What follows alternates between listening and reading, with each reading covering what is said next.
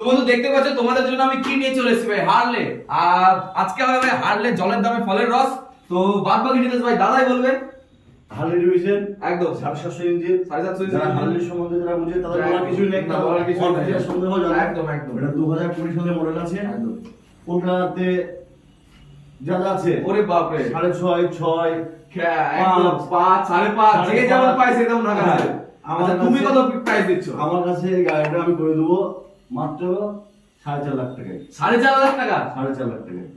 আচ্ছা আর কি কিছু কমবে না? কিছু একটা আমার যারা আমার ভিডিও থেকে তুমি বলো 440 করে দাও। তুমি এক কাজ করো, 4 লাখ করে নাও। 4 লাখ? হ্যাঁ।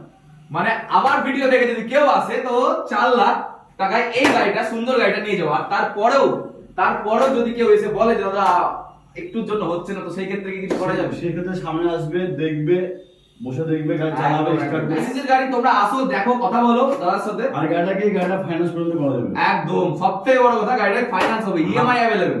হাফ পয়সা দিবে, হাফ পয়সা ফাইন্যান্স। আর একদম। সেক্ষেত্রে যে তাহলে সিভিল যদি ভালো থাকে, 1 লাখ টাকা ডাউন পেমেন্টে গাড়িটা কমপ্লিট করে দেবে। 1 লাখ টাকা, 1 লাখ টাকা ডাউন পেমেন্ট হারলে তাহলে তার সিভিল যদি ঠিক থাকে, একদম, মানে যার ভালো সুবিধা আছে। IT file, income tax file যদি কমপ্লিট থাকে, তাহলে 1 লাখ টাকা নিয়ে আসো, হালে বেনিফিট নিয়ে যায়, স্বপ্ন পূরণ করো। 1 লাখ টাকায় নিয়ে যান হারলে, আর স্বপ্ন পূরণ করুন আপনার। যদি আরেকটা তোমার ক্ষেত্রে, তোমার ভিউজের ক্ষেত্রে আরেকটা অফার আছে, যদি ক্যাশ টাকা নেয় 3,80,000 টাকা কমপ্লিট, কারো ক্ষমতা মুশকিল হবে।